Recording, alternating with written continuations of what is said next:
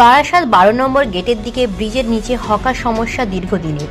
বারাসাত পৌরসভা সেই সমস্যার সমাধান করে সুনির্দিষ্টভাবে হকারদের দোকান বন্টন করে দেয়, কিন্তু নতুন করে লোহার ফেন্সিং দেওয়াকে কেন্দ্র করে হকারদের সঙ্গে পৌর পরিষদ সদস্য অরুণ ভৌমিকের বচসা হয়। ওই সময় মধ্যস্থতা করতে এসে নিজেদের মধ্যে ফেন্সিং বিতর্কে জড়িয়ে পড়ে ১০ নম্বর ওয়ার্ডের কাউন্সিলর দেবব্রত পাল। তিনি বলেন, দেখুন, এটা সর্বতই মিথ্যে কথা। যারা বলছেন তারা রাজনৈতিক উদ্দেশ্য প্রণোদিত হয়ে এই কথা বলছেন। এবং আপনাদের নিশ্চিতভাবে মনে থাকবে যে আজ থেকে প্রায় ১ বছর আগে আপনাদের চ্যানেল নিশ্চিতভাবে এগুলো দেখিয়েছিল এবং রাজ্যের যারা লিডিং নিউজ পেপার তারাও কিন্তু খবরটা করেছিল যে ১২ নম্বর রেলগেটের নিচে প্রায় ২৩ বছর পরে একটা সুসংহতভাবে হকারদের একটা পুনর্বাসন দেওয়া হয়েছে। এবং সেটা প্রায় ২৩ বছর পরে ১০ নম্বর ওয়ার্ডের কাউন্সিলর এবং আমাদের বারাসাত লোকসভার সাংসদ এবং তৎকালীন পৌর প্রধান আমরা সকলে মিলে একটা সিদ্ধান্ত নিয়ে এবং একটা আন্দোলনের মধ্যে দিয়ে আমরা হকারদেরকে আমরা বোঝাতে সক্ষম হয়েছিলাম এবং তাদেরকে আমরা খুব ডিসিপ্লিনড ওয়েতে আমরা তাদেরকে দোকান বন্টন করেছি। তো এবং আপনারা নিশ্চিতভাবে জানেন যে এই মুহূর্তে ওখানে একটা খুব সুন্দরভাবে সুসংহতভাবে ডিসিপ্লিন হইতে ওখানে দোকানদাররা তারা কিন্তু ব্যবসা করছেন। এবং আমাদের বোর্ডে একটা সিদ্ধান্ত হয়েছিল যে সমগ্র বারাসাত জুড়ে বারাসাত ১০ নম্বর ওয়ার্ডের যে হকারদের যেভাবে পুনর্বাসন দেওয়া হয়েছে এবং যে সিস্টেমেটিক্যালি এটা করা হয়েছে, যে ইউনিফাইড ওয়েতে এটা করা হয়েছে, সেই ইউনিফাইড ওয়েতে আরও বিভিন্ন জায়গায় এবং হরিতলা মোড় থেকে শুরু করে ১২ নম্বর রেলগেটের একদম প্রান্তিক জায়গা যেখানে আমাদের রেল ব্রিজটা শেষ হচ্ছে অর্থাৎ চাপাডালি মোড়ের কাছে, সেখানে অবধি আমরা এইভাবে করে দেবো। কিন্তু আমরা ১০ নম্বর ওয়ার্ডে যেভাবে সাকসেসফুলি এটা করতে পেরেছি সেটা বারাসাতে কিন্তু আর কোনো জায়গায় হয়নি। তো স্বাভাবিকভাবে যে প্রশ্নগুলো আসছে সেইগুলো রাজনৈতিক উদ্দেশ্য প্রণোদিতভাবে করা হচ্ছে এবং যাতে ওইখানে সাধারণ মানুষ, লিচুতলা অঞ্চলের সাধারণ মানুষ এবং ভাট্টাপল্লী অঞ্চলের সাধারণ মানুষ এবং পশ্চিম বারাসাতের বিস্তীর্ণ অংশের মানুষ যারা ওই রাস্তা ব্যবহার করছেন এবং আমাকে বহু মানুষ তারা আমাকে সাধুবাদ জানিয়েছেন যে বারাসাতে এইরকম একটা দৃষ্টান্তমূলক রাস্তা এবং হকার মুক্ত করে তাদেরকে পুনর্বাসন করে এবং সাধারণ মানুষের চলাচলের উপযুক্ত করে দেওয়া হয়েছে। এটা বারাসাতের ইতিহাসের দৃষ্টান্ত। বিরোধীরা বলছে যে এটা আপনাদের গোষ্ঠীদ্বন্দ্ব প্রকাশই ছিল। দেখুন, আমি আমি আমার দলের কথা বলতে পারি যে আপনারা এটাও প্রত্যক্ষ করেছেন যে আমি দলের যাতে কোনো রকমভাবে দল এখানে ব্লেম না হয় সেরকমভাবে এমন কোনো স্টেটমেন্ট দিইনি, আপনাদেরকেও দিচ্ছি না। দলে যদি কিছু জানাবার থাকে নিশ্চিতভাবে আমি দলের উচ্চ নেতৃত্বকে জানাবো যে কেন আমরা ওখানে এইরকম একটা বিশৃঙ্খলা তৈরি হবে, নিশ্চিতভাবে সেটা আমি দলকে জানাবো। কিন্তু ওখানকার যারা সাধারণ মানুষ এবং যারা সাধারণ হকার থেকে শুরু করে যারা বড় ব্যবসায়ী তারা সবাই কিন্তু খুব হ্যাপিলি ওখানে তারা ব্যবসা করছেন। দেখুন, আমি যেটা প্রত্যক্ষ করেছি যে গ্রিল দিলে একটা সমস্যা হচ্ছে, দেখবেন ওখানে দেখবেন যে দোকানগুলো হয়েছে সেই দোকানের পাশেই কিন্তু একটা পেভমেন্ট রয়েছে, একটা ফুটপাথ রয়েছে এবং তারপরে এই গ্রিলটা দেওয়ার পরিকল্পনা হচ্ছে। আর নিশ্চিতভাবে একটা সিদ্ধান্ত হয়েছিল, আমরা সেই সময় যখন এটা আমাদের এই দোকানগুলো আমরা স্থানান্তরিত করি সেই সময় কিন্তু আমাদের একটা সিদ্ধান্ত নিশ্চিতভাবে হয়েছিল।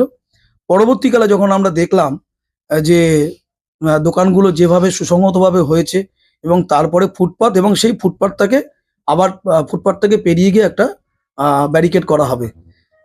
আমরা আমাদের পূর্ব অভিজ্ঞতা থেকে বলছি যে এইরকমভাবে যদি ব্যারিকেড করে দেওয়া হয় তাহলে ওখানে মোটরসাইকেল থেকে শুরু করে সাইকেল আমাদের একটা প্রবণতা থাকে যে ওই তার গায়ে একটা হেলান দিয়ে একটা পার্কিং করে তারপরে দোকানদার ওর মধ্যে ঢুকবে, ব্যবসা যারা কেনাকাটা করবেন তারা ওখানে ঢুকবেন। আলটিমেটলি কি হবে, একটা সময়ের পরে রাস্তাটা তো ওইটা দেওয়ার পরে ছোট হয়ে যাচ্ছে, যে উদ্দেশ্য আমাদের করা রাস্তাটা বড় করা সেই উদ্দেশ্যটা আমাদের আর থাকছে না এবং তার পরবর্তীকালে হকাররাও কিন্তু যখন দেখবে যেখানে পার্কিং হয়ে যাচ্ছে হকাররাও তাদের দোকানগুলো এগিয়ে নিয়ে আসবেন। আমার এখানেই আমার আপত্তি যে যদি আমরা ফিজিক্যালি দেখছি যে এখন সুসংহতভাবে এই দোকানগুলো চলছে এবং একটা ওয়াইড রাস্তা তৈরি হয়ে গেছে এবং হকাররা অত্যন্ত ডিসিপ্লিন হইতে সেখানে ব্যবসা করছে এবং মানুষের স্বার্থেই তো আমাদের এই প্রোগ্রামগুলো নেওয়া, মানুষের যাতে ভালো হয় সেইগুলো তো আমাদের প্রাথমিকভাবে আমাদের পর্যালোচনা করতে হবে। তা আমরা দেখেছি যে আমাদের মানসিকভাবে মানুষের স্বার্থে আমাদের এই রেলিংটা না দিলে সুবিধা হয়। তো আমরা তো নিশ্চিতভাবে আবার সমস্ত পৌর প্রতিনিধিদের আলোচনা করে চেয়ারম্যানের নেতৃত্বে আলোচনা হবে, সেখানে আহ, আহ, যেখানে আমাদের সংখ্যাগরিষ্ঠ মানুষরা যেটা বুঝবেন, তারা যে মতামত দেবেন তার পরিপ্রেক্ষিতে সেটা হবে। অন্যদিকে পৌর পরিষদ সদস্য অরুণ ভৌমিক বলেন, দেখুন, এটা দীর্ঘদিনের সিদ্ধান্ত। বারাসাতে জনমানসে একটা ক্ষোভ ছিল, এই ব্রিজের তলায় দীর্ঘদিন ধরে মানুষ সঠিকভাবে যাতায়াত করতে পারে না, যানজট, নানান সমস্যা। পরবর্তী অধ্যায়ে অশ্বিনী মুখোপাধ্যায় চেয়ারম্যান থাকাকালীন বোর্ডের একটা সিদ্ধান্ত, রেজুলেশন হয়। একই সিদ্ধান্ত আবার নতুন করে সুনীল মুখার্জি মহাশয় আসার পরও একই সিদ্ধান্ত আবার নেওয়া হয়, এবং সেই মতনই কিন্তু বোর্ডের বারাসাত পৌর বোর্ডের যে সিদ্ধান্ত সেইটাকে কার্যকর করতে আমি সিআইসি পিডব্লিউডি হিসেবেই আমার পৌরসভার ইঞ্জিনিয়ার এবং স্টাফদের নিয়ে, এবং যে কন্ট্রাক্টর এই ফেন্সিংটা দেওয়ার কাজ করবে তার জন্য আমরা গিয়েছিলাম। এবং আমি কনসার্ন কাউন্সিলর, ওই ওয়ার্ডে কাউন্সিলরকেও জানিয়ে গিয়েছিলাম, এবং উনিও যেন থাকেন। আমি গিয়ে যেটা সিদ্ধান্ত আছে আমাদের বোর্ডে সেই মতনই দোকান থেকে 4 ফুট দূরত্বে রেলিং হবে, 3-4টে করে দোকান বাদে বাদে আমরা একটা করে 4 ফুটের প্যাসেজ রাখবো, যাতে সেখান থেকে সহজে কাস্টমাররা ভেতরে ঢুকবেন বেরোবেন। কালকে যে মাপটা দিয়েছিলাম, মোটামুটি 4টে করে দোকান বাদে একটা করে 4 ফুটের গ্যাপ দিয়ে এরকমই একটা ড্রয়িং দেওয়া হচ্ছিল।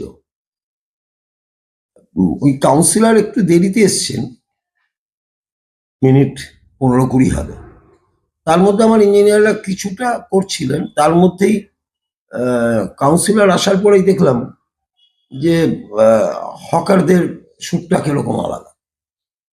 আমরা কিন্তু হকারদেরও একটা স্থায়ী সমাধান চাই। আবার জনসাধারণ যারা আমাদের বারাসাতের মানুষ, নাগরিক, তাদেরও তো সুখ স্বাচ্ছন্দ্য, সেটাও তো দেখার দায়িত্ব। সেই মতনই বোর্ডের সিদ্ধান্ত। স্বাভাবিকভাবেই আমি তারপর আর কাজটা করতে পারিনি, আমি চলে এসেছি। কেন বাধার মুখে পড়লেন? না, তখন আমাদের যারা হকার ভাইরা ছিলেন তাদের একটা বক্তব্য, রেলিংটা না দেওয়াই ভালো। রেলিংটা না দেওয়া ভালো, রেলিংটা দেওয়া ভালো কি ভালো না এটা হকার ভাই বলবেন। আর এটা আজকের নয় তো, এটা আজকে রীতিমতো আমাদের 1.5-2 বছর আগে থেকে সিদ্ধান্ত। যদিও পুরো ঘটনা নিয়ে যে জটিলতার সৃষ্টি হয়েছে সরজমিনে তদন্ত করে বিষয়টি দেখবেন বলে জানালেন পৌর প্রধান সুনীল মুখার্জি। এটা এটা এটা কতটা ঠিক নয়, কতটা আজকে বর্তমানে বেরিয়েছে যে কি আমি এটা প্রতিবাদ করেছি। ঘটনাটা তা নয়।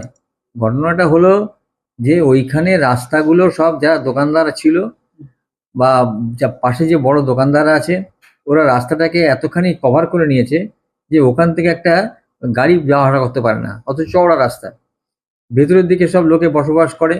ভেতরে যে ফায়ার ব্রিগেডের গাড়ি ঢুকবে, যদি কোনো আগুন লাগে, ফায়ার ব্রিগেডের যে গাড়ি ঢুকবে সে ঢোকার ব্যবস্থা ওরা রাখে না।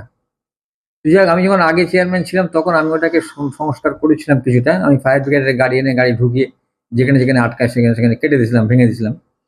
দেওয়ার পর তোমার গাড়ি যাচ্ছিল। কিন্তু এই যারা ব্যবসা করে এদের তো আর ঠিক থাকে না, এরা আবার সেই আগের মতো অবস্থায় ফিরে এসছিল। আমরা একটা মার্কিং করে দিয়েছিলাম যে সেই মার্কিংয়ের বাইরে কেউ আসবে না, কিন্তু সেই মার্কিং তারা মানা করতো। যাই হোক, তারপরে আমাদের ওখানে যখন আমরা পৌরসভা থেকে দোকান করি, দোকান করার পর তারপরে দোকান যারা যারা ছিল প্রত্যেকে দোকান পেয়েছে। এখন প্রশ্ন হচ্ছে, একটা প্রশ্ন দাঁড়িয়েছে, সেটা হচ্ছে যে রাস্তাটা চওড়া করার জন্য একটা রেলিং এর কথা উঠেছে। রেলিংটাকে দিলে তাহলে মানুষ আর ওই ওরা আর ওই পসরা এসব বাইরে আনবে না, আর মানে অসুবিধাটা কিছু হবে না, রেলিং এর কথাটা উঠেছে। কিন্তু রেলিংটা লাগানো হবে এরকম কোনো কথা ছিল না। বোধহয় রেলিং বোধহয় হয়েছে, হয়ে পর অরুণ বোধহয় রেলিং লাগানোর জন্য গিয়েছিল দেখতে, মানে রেলিং নিয়ে যায়নি, এমনি রেলিং কবে থেকে লাগাবে ওখানে বলতে গেছিল। দোকানদাররা ওকে ঘিরে ধরে ওকে বলে যে এরকম লাগানো গেলে আমাদের অসুবিধা হবে, ব্যবসার ক্ষতি হবে, অমুক তমুক এরকম। এই কিছুক্ষণ এম চলার পর তারপরে দেবু খবর পায়, দেবু আসে, দেবু এসে অরুণকে বলে চলো আমরা এখানে কিছু না করে আমরা পৌরসভায় গিয়ে আলোচনা করে আমরা ঠিক করে নেবো কি হবে না হবে। এই হচ্ছে সিনটা। এইটাকে যা বর্তমান লিখেছে এটা ঠিক লেখেনি। আমি বলেছি কারুকে যেতে হবে না, আমি যাব, আমি গিয়ে ওদের সঙ্গে কথা বলবো, কথা বলে ওরা যেটা বলবে সেটাই আমার। স্থানীয় ব্যবসায়ীরা একটা অভিযোগ করছে যদি ঋণ লাগানো হয় সেক্ষেত্রে তাদের ব্যবসা করতে হবে, পাশাপাশি যে যানজটের কথাটা আগেও আপনারা বলেছেন সেটা যানজট হয়ে অত্যাধিক, সেটা আমি কালকে যাব, আমি কাল না, আমি 7 তারিখ 8 তারিখে যাব, আমি গিয়ে দেখবো, হ্যাঁ ওদের সঙ্গে কথাবার্তা বলবো, কথা বলে তখন ডিসিশন নেবো।